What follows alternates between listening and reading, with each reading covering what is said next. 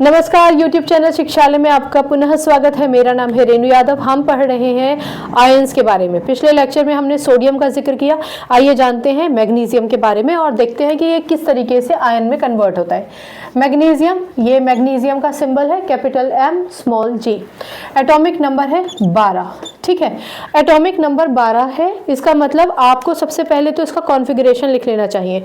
चलिए, कॉन्फ़िगरेशन क्या होता है? कॉन्फ़िगरेशन का मतलब होता है distribution of electrons in the different shells.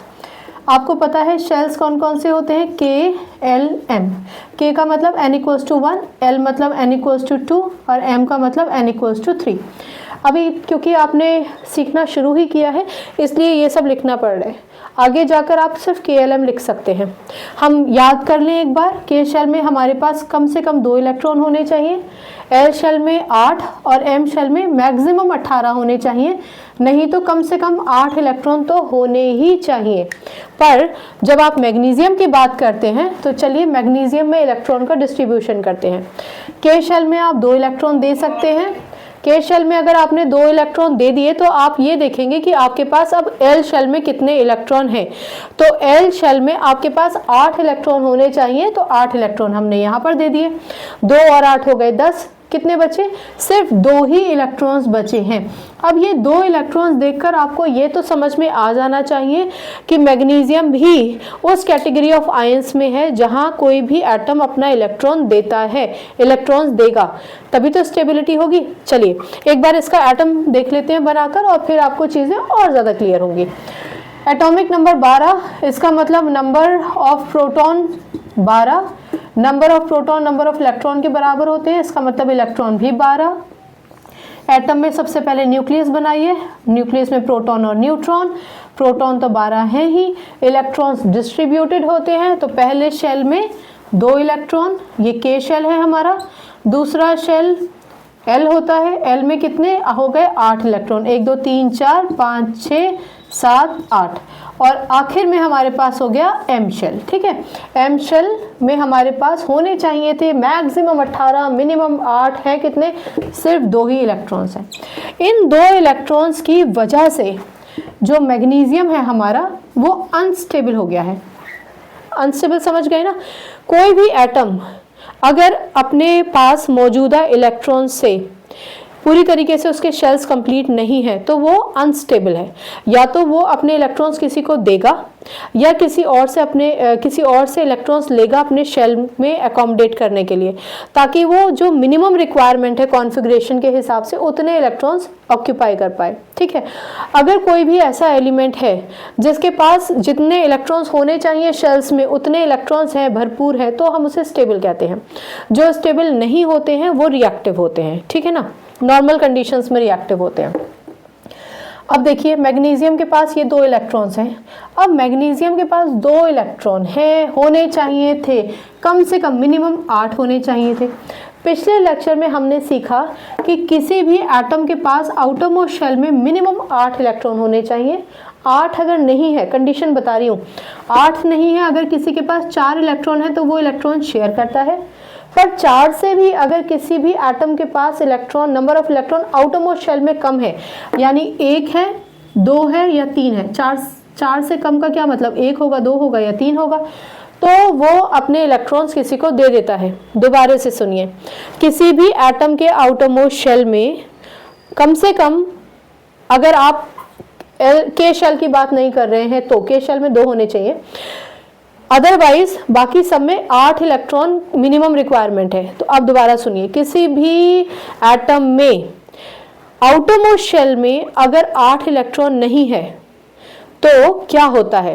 8 का आधा 4। अगर उस एटम के पास 4 इलेक्ट्रॉन है तो वो इलेक्ट्रॉन शेयर कर लेगा। लेकिन अगर 4 से भी कम इलेक्ट्रॉन्स रह गए हैं आउटर मोस्ट शेल में, यानी 1, 2 या 3 इलेक्ट्रॉन रह गए हैं, तो ऐसी कंडीशन में वो एलिमेंट अपने इलेक्ट्रॉन्स को किसी को दे देगा। किसको देगा वो इम्पॉर्टेंट नहीं है।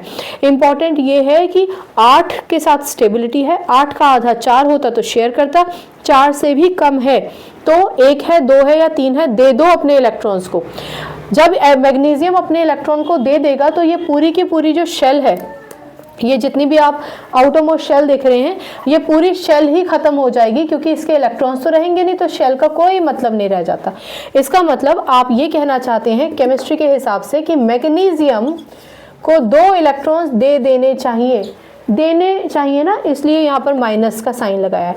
2 इलेक्ट्रॉन है इसलिए यहाँ 2 लिखना ज़रूरी है। 1 इलेक्ट्रॉन में 1 लिखना ज़रूरी नहीं है, क्योंकि 1 नहीं लिखोगे तभी भी 1 ही माना जाएगा। यहाँ 1 नहीं है, 2 है, तो 2 इलेक्ट्रॉन्स, ठीक, माइनस कर दिए। कोई भी एलिमेंट अगर अपने 2 इलेक्ट्रॉन्स किसी को दे रहा है तो 2 यूनिट दे रहा है ना, इसलिए उसके पास 2 चार्ज आएंगे, ठीक, यानी Mg2 पॉजिटिव। एक और चीज़ याद रखिए, ये 2 पॉजिटिव हमेशा सुपरस्क्रिप्ट में लिखा जाता है आपके राइट हैंड साइड पर। ये आपका राइट हैंड साइड है ना, तो आपके राइट हैंड साइड में हमेशा ऊपर लिखा जाता है सुपरस्क्रिप्ट में। आप ऐसे नहीं लिख सकते 2 पॉजिटिव Mg, आप ऐसे नहीं लिख सकते 2 पॉजिटिव Mg, आप हमेशा Mg2 पॉजिटिव ही लिखेंगे इस तरीके से, ठीक है। और ये 2 पॉजिटिव का मतलब 2 और ये प्लस का निशान लगाएंगे, POSI मत लिख के आना, ठीक है ना, समझ में आ गया। चलिए अब आगे बढ़ते हैं। ये है मैग्नीशियम एटम, मैग्नीशियम एटम, यानी इस समय ये जो मैग्नीशियम है ना, ये है जिसके पास अपने पूरे 12 के 12 इलेक्ट्रॉन है, पर इसने अपने 2 इलेक्ट्रॉन्स दे दिए, यानी ये पूरी की पूरी शेल आप यहाँ से हटा दीजिए। अभी समझने के लिए हटा दिया हमने, शेल भी गई, इलेक्ट्रॉन भी गए, तो अब ये हो गया है Mg2 पॉजिटिव, यानी इस मैग्नीशियम के पास सिर्फ और सिर्फ 10 इलेक्ट्रॉन बचे हैं। 2 3 4 5 6 7 8 9 10, ठीक है ना, ये L लिखा हुआ है। 10 इलेक्ट्रॉन बचे। यहाँ मैग्नीशियम के पास 12 इलेक्ट्रॉन थे, आउटरमोस्ट शेल के 2 इलेक्ट्रॉन्स उसने दे दिए, तो अब इसके पास बचे हैं सिर्फ 10 इलेक्ट्रॉन। क्योंकि 2 इलेक्ट्रॉन्स दिए थे, 2 यूनिट दिए थे, इसलिए Mg पर आ जाएगा 2 पॉजिटिव चार्ज। तो ये मैग्नीशियम एटम है, लेकिन ये है आयन। जनरली ये आयन है, स्पेसिफिकली ये कैटायन है। जैसा कि मैंने आपको पहले भी बताया, कैटायन का मतलब एक माइनस साइन लगाते हैं ना, उसको काट दो तो ये हो जाता है कैटायन, यानी वो जिस पर पॉजिटिव का साइन हो चार्ज में, सुपरस्क्रिप्ट में, वो कैटायन कहलाया जाता है। तो मैग्नीशियम हो गया आपका कैटायन, ठीक है। ये आयन का दूसरा एग्जाम्पल था। हम सिलसिलेवार तरीके से हर एक आयन को डिस्कस करेंगे ताकि आपके दिमाग में सारा एकदम कॉन्सेप्ट क्लियर हो जाए। फिर भी अगर आपको कोई कन्फ्यूजन होता है ना, तो प्लीज़ आप पूछिए। कन्फ्यूजन पूछेंगे तो फिर आपको रेक्टिफिकेशन नहीं करना पड़ेगा। अब आप देखिए कि जब कभी भी आप मैग्नीशियम हो या कोई भी एलिमेंट है, उसका कॉन्फ़िगरेशन लिखते हैं, उसके आयन स्ट्रक्चर के बारे में बात करते हैं, तो आपको स्वतः ही उसका एटॉमिक नंबर याद हो जाता है। तो एटॉमिक नंबर याद करने के लिए आपको रेक्टिफिकेशन करने की ज़रूरत नहीं है, सिर्फ लेक्चर को सुन लीजिए, आप सब याद कर लेंगे, ठीक है ना। चलिए, तो आज के लेक्चर में इतना ही। अगली बार मिलने तक अपना ख्याल रखिए, खुश रहिए, केमिस्ट्री से अपनी केमिस्ट्री अच्छी बनाइए, शिक्षा ले आइए। नमस्कार।